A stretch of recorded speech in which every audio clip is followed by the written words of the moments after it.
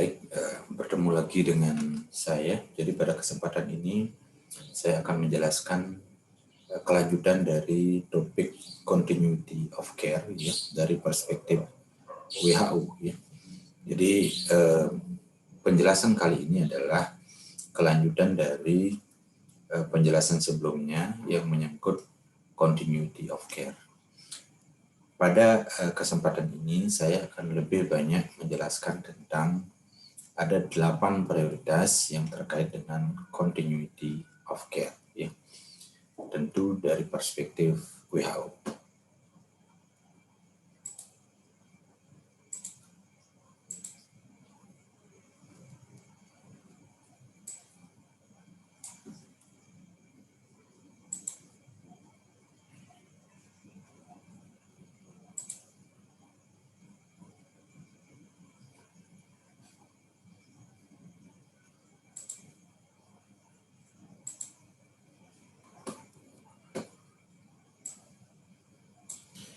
Baik, saya akan lanjutkan terkait dengan continuity of care dari perspektif WHO. Ya.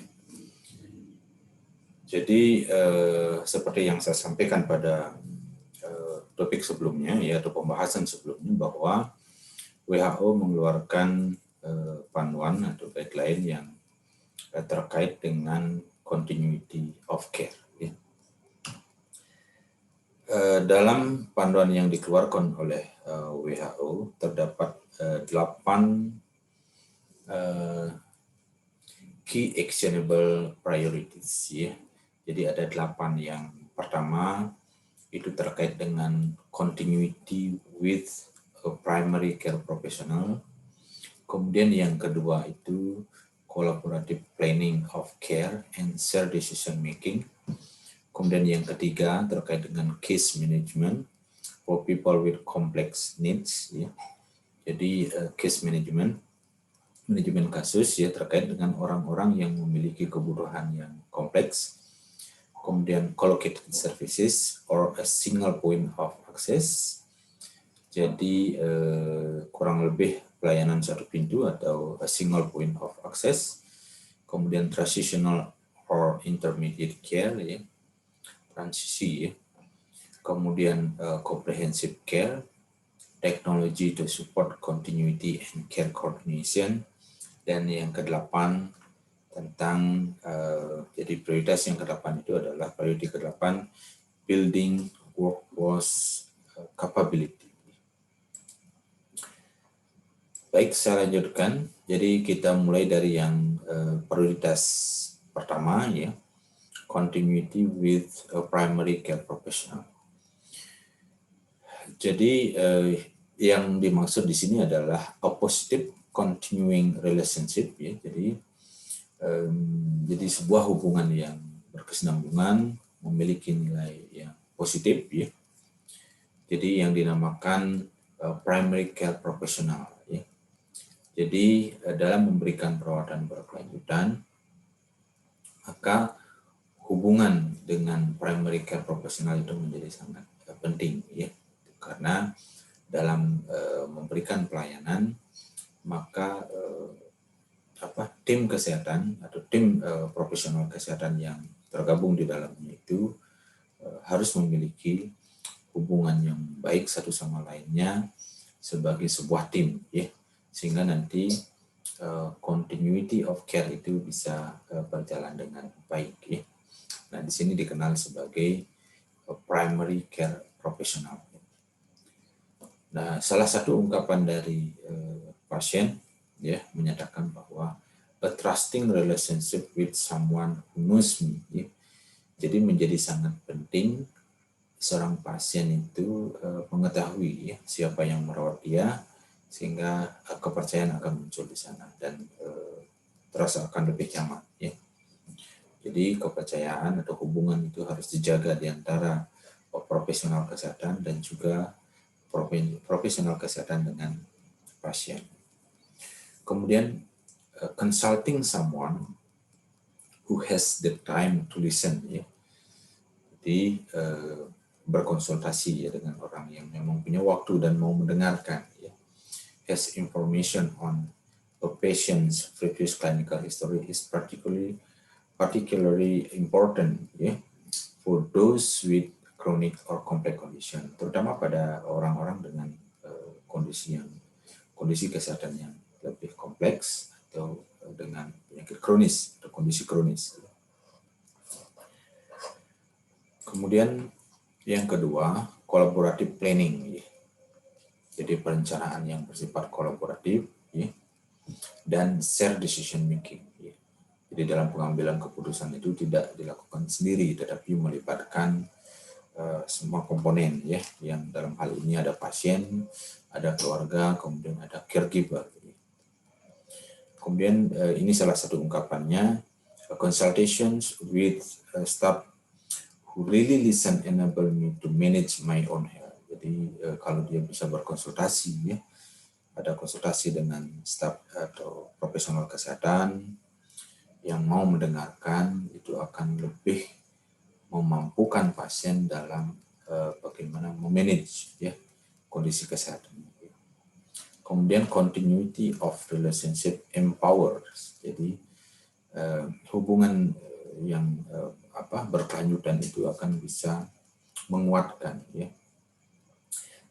enables and increases adherence to treatment by creating the condition for better support of people in understanding and managing their condition, thus increasing patient satisfaction. Jadi hubungan yang berkelanjutan ini bisa menguatkan, bisa menjadi kekuatan yang bisa memampukan untuk meningkatkan adherence, jadi kepatuhan terhadap treatment yang didapatkan oleh pasien sehingga kondisinya akan lebih bagus dukungan akan menjadi lebih baik untuk memahami dan mengelola kondisi, dan itu akan meningkatkan kepuasan pasien.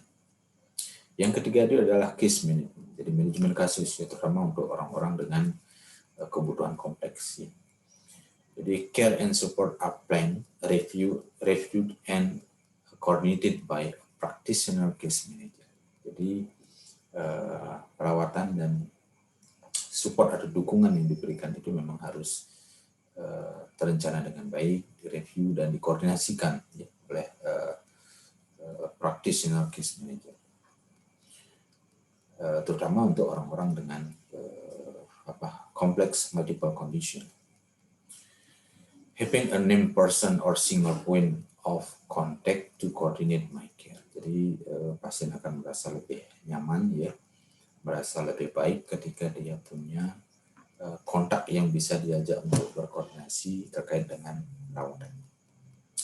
Case management is a targeted, community-based, proactive approach that include case finding. Jadi ada case finding, kemudian assessment, case finding jadi penemuan kasus, kemudian pada pengkajian, care planning, and care coordination. Yang keempat, collocated services or a single point of access. Ini yang sering kita dikenal dengan pelayanan satu pintu. Jadi single point of access. Jadi akses pelayanan kesehatan itu ada di satu pintu. Sehingga kalau pelayanannya satu pintu itu akan memudahkan. Jadi pasien atau keluarga atau siapapun tidak harus melewati birokrasi yang ribet atau birokrasi yang panjang, tetapi cukup pelayanan satu pintu, sehingga ini akan mempermudah akses dan mempercepat pelayanan yang didapatkan oleh pasien.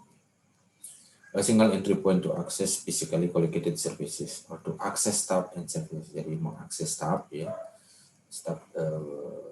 tenaga kesehatan maupun pelayanan, apakah itu by online atau telepon sistem.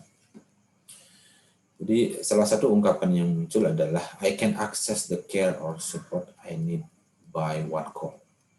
Jadi dia dapat melakukan akses terhadap pelayanan atau perawatan yang dia butuhkan dengan melakukan call apakah lewat telepon misalnya atau sistem yang sudah disiapkan secara online misalnya.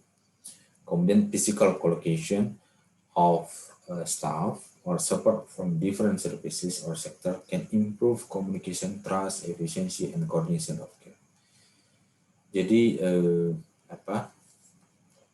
Kalau ini berjalan dengan baik ya, pelayanan satu pintunya, dan apalagi yang kerjasama antar sektor misalnya berjalan dengan baik ya, ini akan mampu meningkatkan komunikasi, kepercayaan ya, trust ya, kemudian efisiensi dan juga koordinasi dalam perawatan ya, dan dapat membantu staff to learn from each other. Jadi dapat membantu staff bagaimana belajar ya satu sama lain. Kemudian yang kelima, transitional or intermediate care. Teams manage transitions between hospital and home. Jadi transisi ya dari rumah sakit ke, misalnya pasien yang tadinya dirawat di rumah sakit kemudian dia boleh pulang.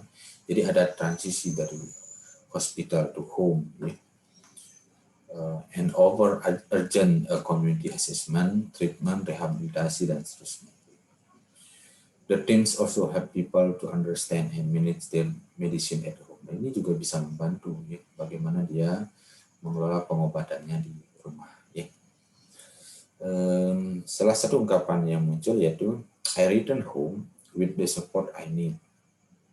Jadi dia kembali ke rumah, pasien kembali ke rumah dan mendapatkan support yang dia butuhkan. Or I am transfer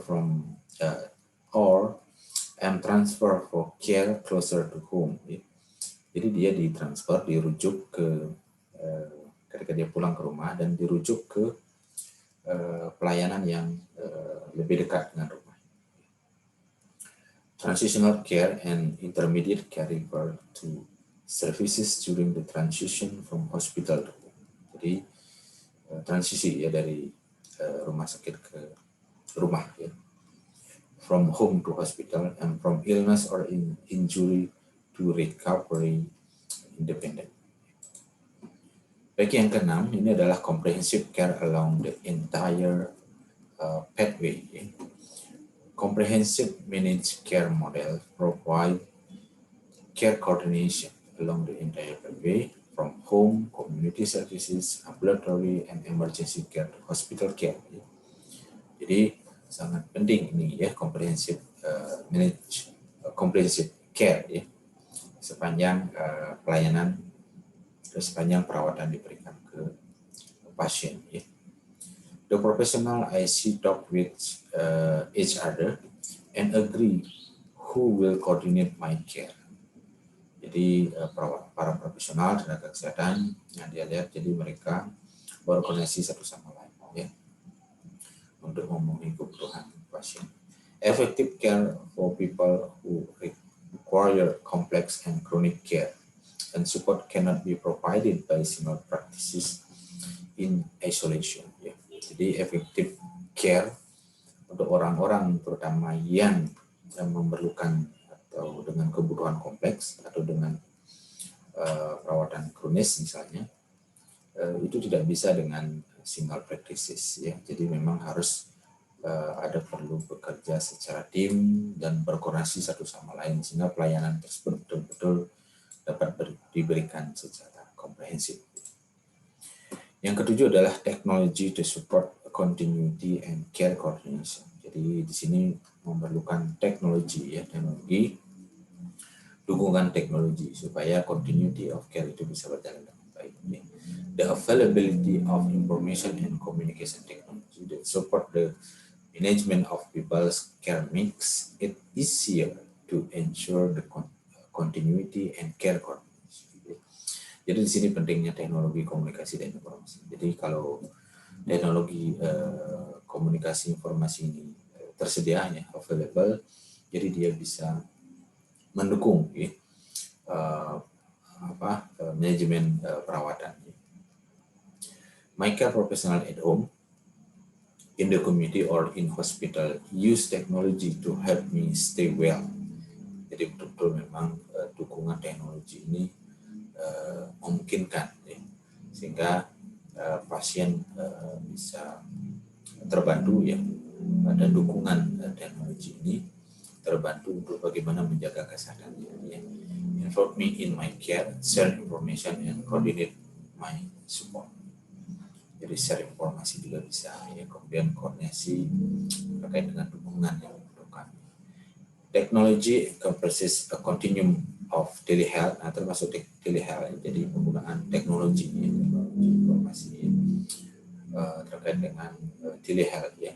Apakah itu berupa home monitoring, telemedicine, video consultation, ya, telecare, or assistive living equipment, mobile health, dan seterusnya. Jadi di sini pentingnya support teknologi. Dan yang ke-8 adalah building workforce capability. Jadi terutama di sini penekanannya adalah education and training. Jadi perlu peningkatan kapasitas ya, kemampuan dari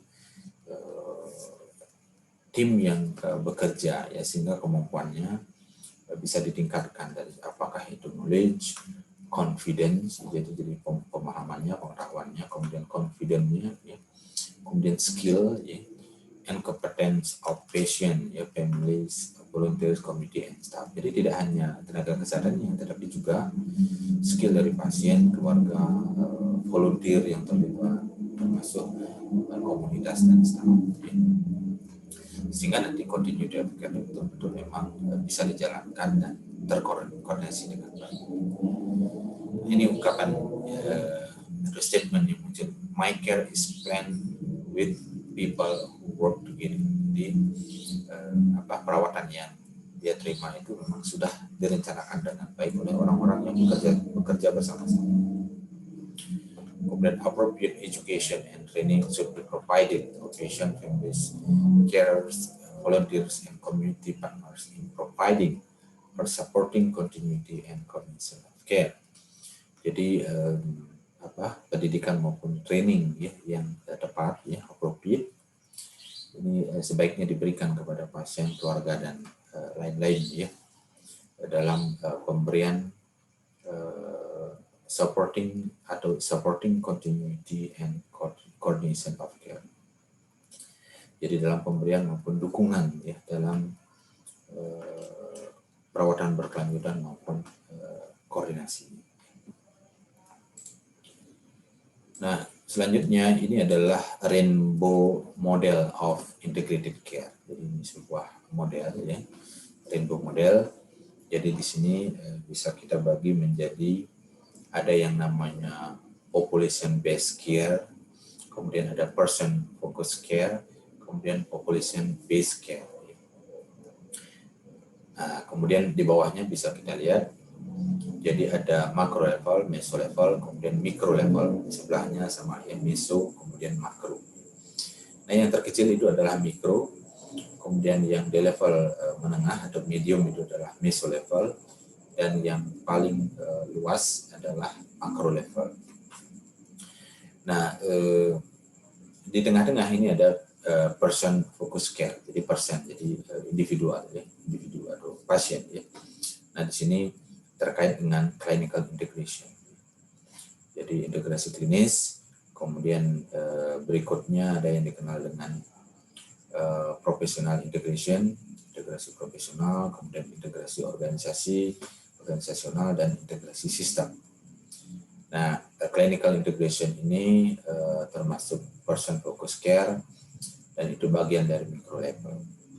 Kemudian yang meso level itu ada professional integration dan organizational integration. Dan yang terakhir macro level itu ada system integration. Nah, ini yang dikenal dengan rainbow model.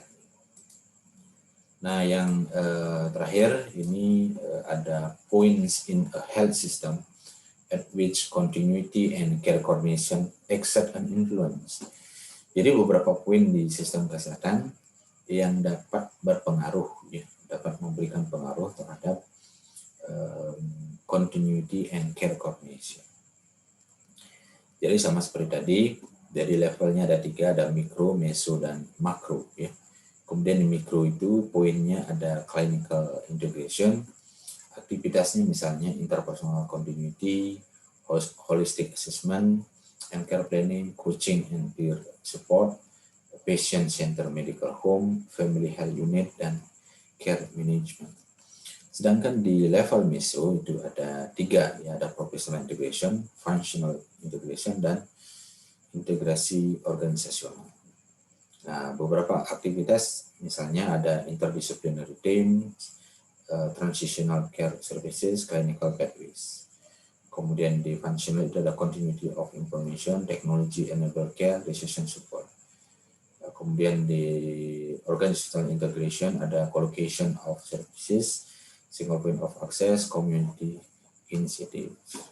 Kemudian di makro level itu ada system integration, ada comprehensive unit care, kemudian ada health and social care pathways, and health and social care network. Jadi ada 3 ya, ada mikro, meso, dan makro ya. Kemudian ada poinnya dan ada aktivitas ya dari masing-masing level dan poin.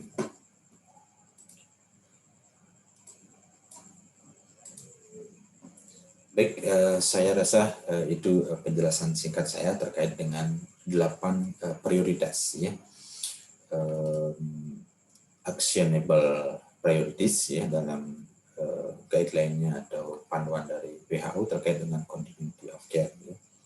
Jadi 8 prioritas itu kalau itu bisa dijalankan dengan baik, dilaksanakan dengan baik, di-prepare dan dijalankan dengan baik, maka semestinya continuity of care itu akan betul-betul bisa dicapai dengan kualitas yang tinggi. Ya. Sehingga pada akhirnya continuity of care itu bisa bermanfaat dengan baik ya bagi pasien, keluarga, dan komunitas. Ya.